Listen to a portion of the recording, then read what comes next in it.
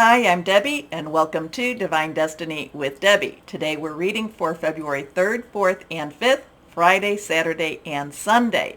Now, I'm an intuitive channeler. I open myself to God's Holy Spirit and just source and just ask whatever needs to come through, and we will follow where that leads us.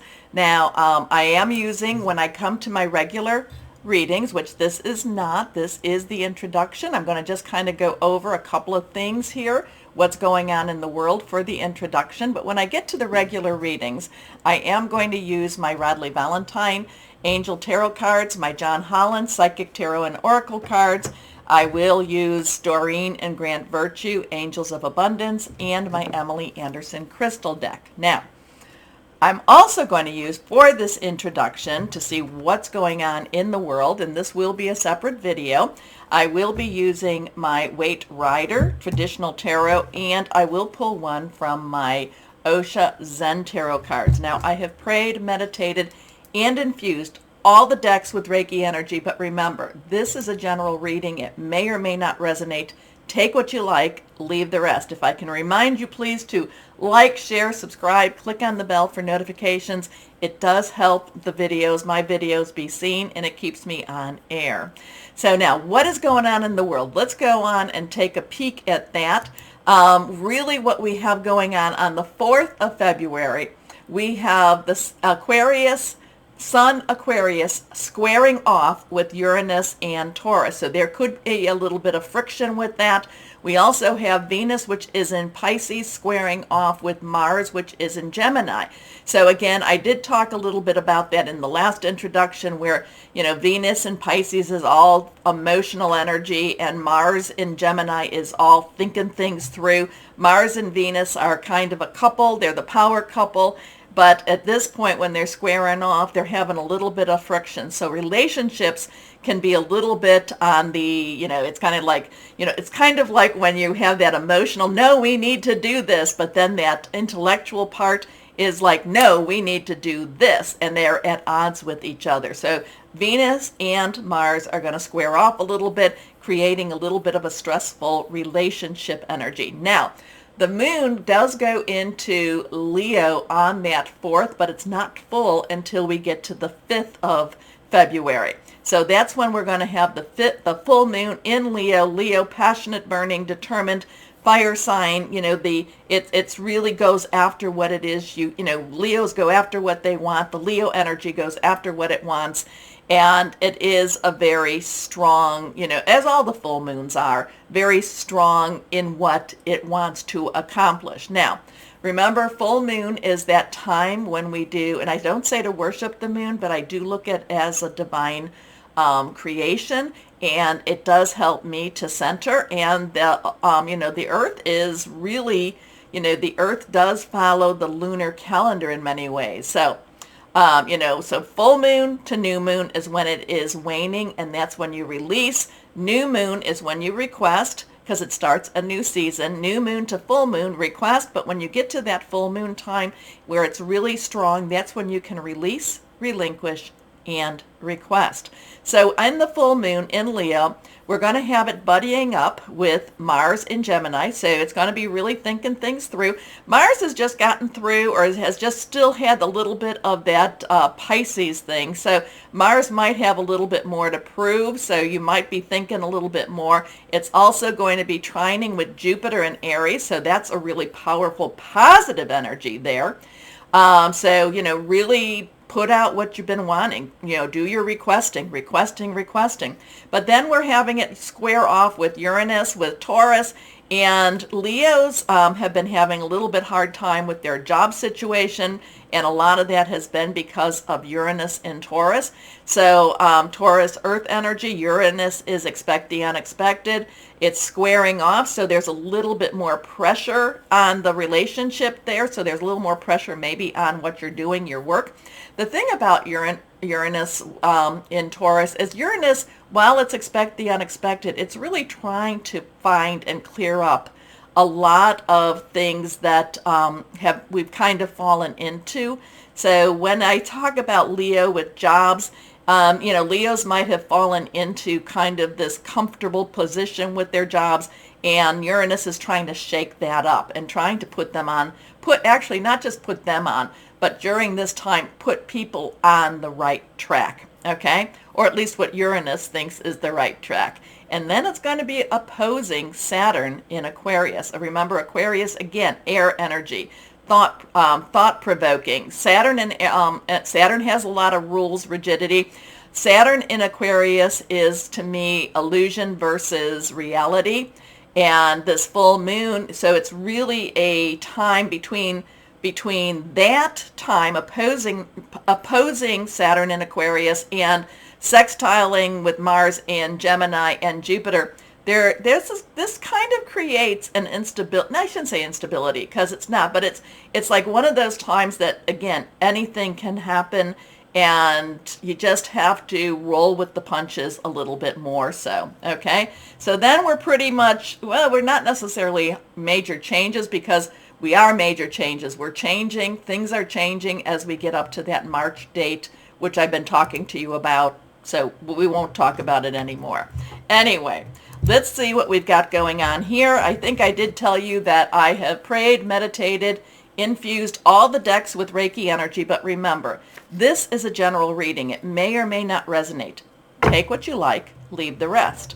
So I asked Higher Power, God, Source, Holy Spirit, what do you want to tell us about this weekend? What's going on for this weekend? What do we need to know for this weekend? What's going on in the universe, the world? Now, the thing about this is remember. Whatever is going on in the world, we still have to live our lives. And we cannot let fear rule us, okay? Fear has no place in our lives. Now, let's see what we've got going on here. Also, too, I do have a new computer. I've got some beautiful, wonderful equipment, but I've had to reload my software, but we still have to work some of the kinks and the bugs out. So let's see what we've got. First card is the Knight of Swords. So we have the Knight of Swords. Remember that court cards have dual energies. So the Knight energy, underlying energy, is our fire. It is our Leo, our Sagittarius, and our Aries. Remember, Aries, especially with this full moon, Aries and Leo are very, very strong, passionate, burning, very determined. But the sword energy, which is our Aquarius, our Gemini, and Libra, and remember, Aquarius and Gemini are very strong too. That is our intellectual energy. That is our making our plans energy. So, that's thinking things through. It could also be about hearing news. So this is the Knight of Swords, rushing into action, not necessarily taking time to really even think about things.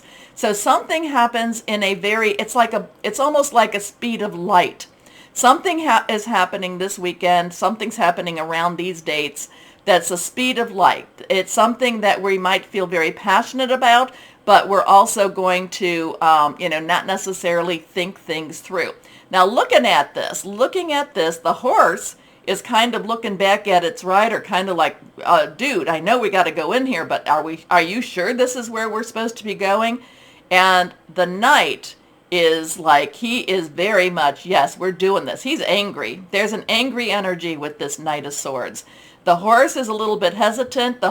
He's still doing what he's supposed to be doing, but he's kind of looking back a little bit as if he's not quite sure that his rider knows what he's supposed to be doing. So something about that.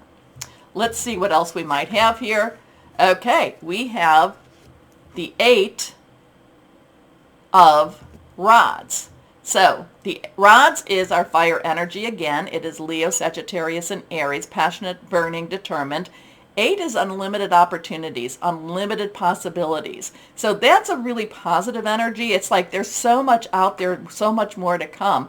But the 8 of Rods is we don't even know, the earth, the world doesn't even know this weekend whether we're coming or going, what's happening. Things, again, these two really work together because things are happening fast. Not quite sure, like I said, this person, look at his face. He is very determined to go forward.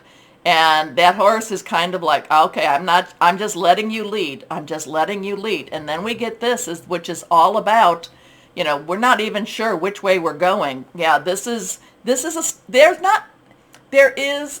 one of those times where there's some organization in chaos. It may feel very chaotic energy, but it's really not. It's just you've got to think quickly and you have to think on your feet. There is that passionate energy again here.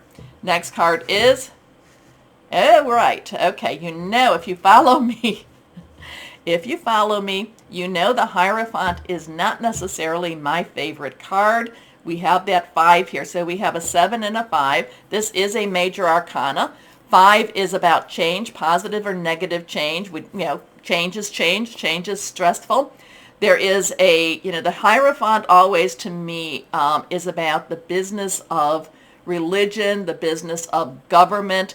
Capricorn has a lot of that governmental energy to it. Pisces has a lot of that religious energy to it. We have some major changes going on in Pisces and in Capricorn right now. Pluto is still in Capricorn before it changes over for a couple of months in Aquarius.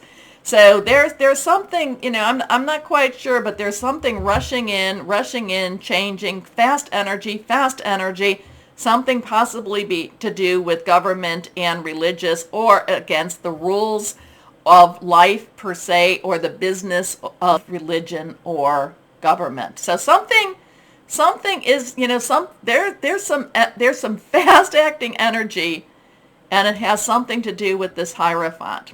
I'm always kind of like, let's look the other way. This is more the business of law and not the business, or I should say this is more about law versus justice.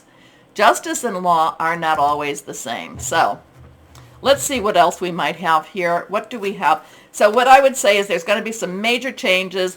Again, this person looks very kind of angry. This horse looks kind of like, are you sure we're supposed to be doing this? But yet this, this 8 of Rods is very much a, coming, going. It is something that has to happen. Opportunities, again, possibilities, unlimited. And again, something with the government, something with the religion, something with our way of, something that affects what appears to be our stability, but is not necessarily righteous in some ways. I'm never a fan of the Hierophant. I know many people feel that the Hierophant is a very pure religious factor. I just feel whenever I see the Hierophant, I'm kind of like, let's go the other way. Okay, let's see what we've got with the Osho Zen Tarot. And let's see what we have here. Again, I am working on, getting some of the kinks out of this, but I am very happy, especially with the camera setup and such. But let's see. Okay, let's see what we've got here. Higher power, what else would you like to say?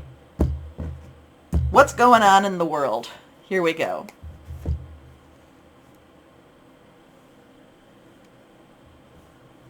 Patience. So we have a 7. 7 is, the number of, this is a divine number. This has, divine consequences, divine umbrella, divine interference. And this, again, I'm always a little confused about, sometimes it's very, very clear. I think this is the 7 of Earth energy. She's not the Empress, but she is the 7 of Earth. But here we have the cycle of the moon. We have the moon cycle. Here we go where it is waxing, it comes here, and then it is waning. It is getting smaller and smaller. So we have the cycle of the moon, and we are coming up to the full moon. So again, this is about patience. And, what do we have? We have the 3rd, 4th, 5th, 6th, 7th, not quite sure. But again, patience. Stay clear, stay patient. Now, Earth energy, that's also our Pentacle energy. That's our Capricorn, Taurus, and Virgo. Money, job, career energy. It's also what you can touch. It's very, very tactile energy. So it's also your own energy, your money energy, but it's also your own energy. So patience. patience, wait, don't, not quite sure what all this is rushing in. I mean, he's not necessarily, I'm not necessarily agreeing with where he's going, but it's kind of like he feels he has to do what he has to do. This is the guy to watch. I think this is the guy to watch this weekend. Anyway, the one card I did not, or the one energy I did not talk about was Cups, which is our water energy, Pisces, Scorpio, and Cancer, fluid, emotional, very spiritual energy. So again, I would like it if you watch this introduction, but I know that many people just go right to their videos, and I appreciate that too. I am not tagging this on because I need to find my editing software. Like I said, new computer, new software. Anyway, please take again a moment to like, share, subscribe, clicking on the bell for notifications. And as always know that you are loved. Stay shining and be blessed. Bye-bye.